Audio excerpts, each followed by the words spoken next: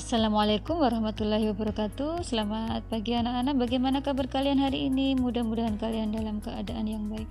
Anak-anak, sebelum kita mulai pelajaran, kita berdoa terlebih dahulu. Ikuti Bu Guru. Bismillahirrahmanirrahim. Rabbi zidni ilman warzuqni fahma, amin. Anak-anak, hari ini kita akan belajar pelajaran 3, yaitu cita-citaku menjadi anak saleh. Anak-anak, pernahkah kalian bercita-cita ingin menjadi anak yang soleh? Nah, biasanya kalian itu jika ditanya, apa cita-citamu nak? Maka jawaban kalian pasti jawabannya adalah dokter, atau ingin menjadi insinyur, atau ingin menjadi pilot.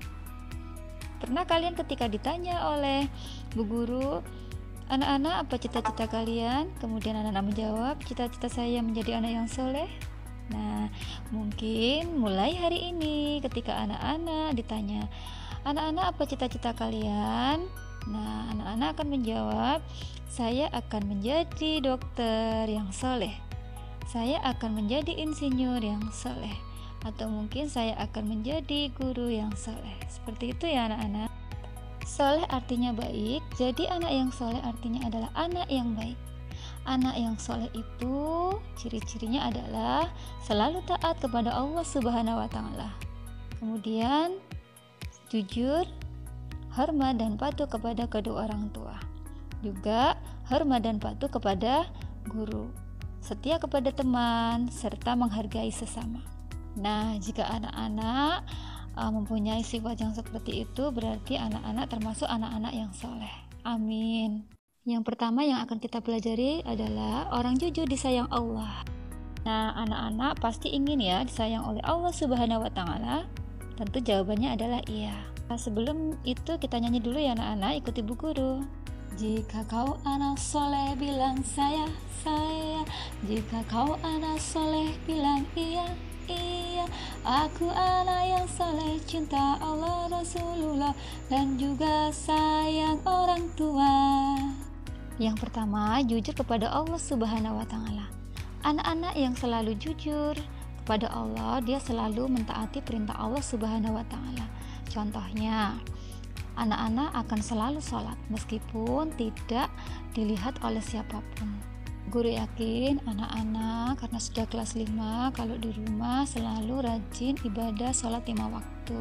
Kemudian yang kedua adalah jujur kepada diri sendiri. Contohnya adalah ketika anak-anak mengerjakan ujian, maka anak-anak mengerjakan sendiri dengan jujur.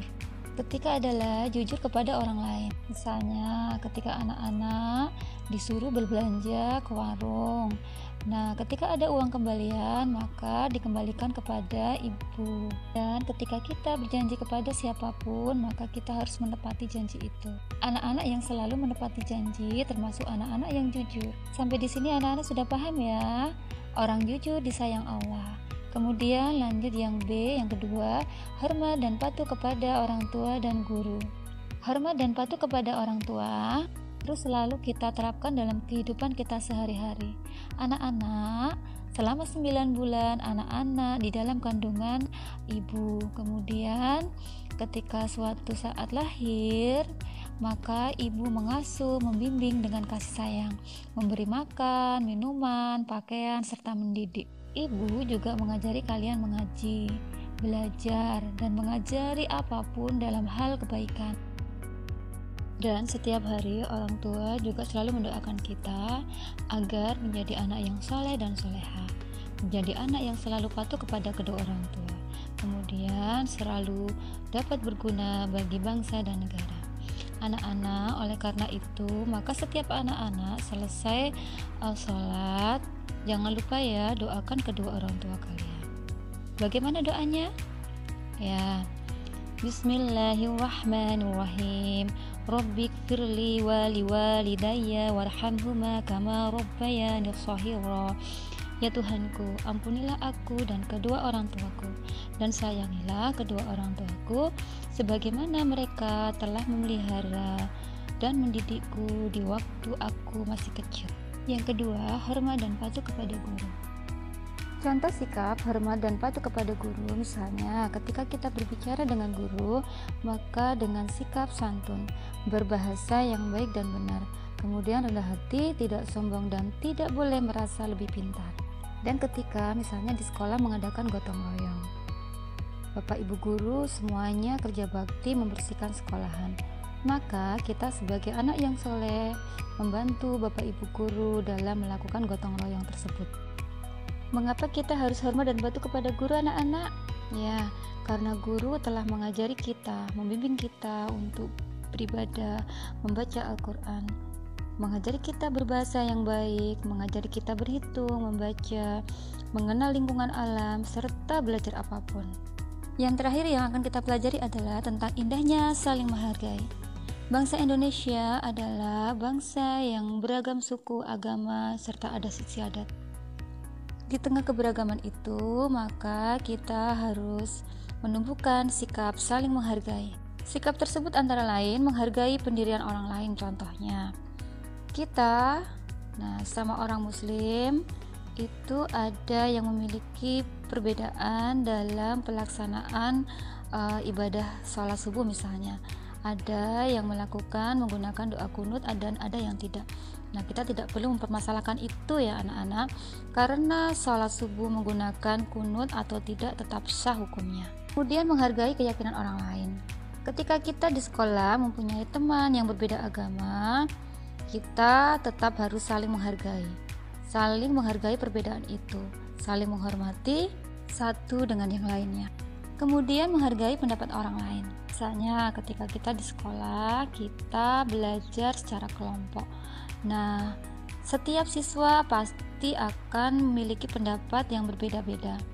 Nah, kita tidak boleh memaksakan pendapat kita kepada orang lain, kepada teman kita. Apapun pendapat teman kita itu, kita harus menghargai.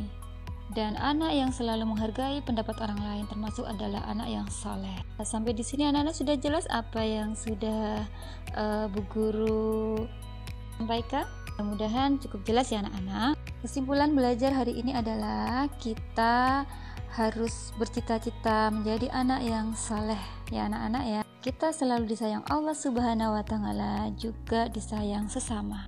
Menjadi anak yang soleh itu caranya adalah selalu taat kepada Allah Subhanahu wa Ta'ala, selalu jujur, hormat dan patuh kepada kedua orang tua serta kepada guru, juga setia kepada teman, dan juga saling menghargai antar sesama. Dan ketika kita bergaul, kita hendaklah menghargai satu sama lainnya.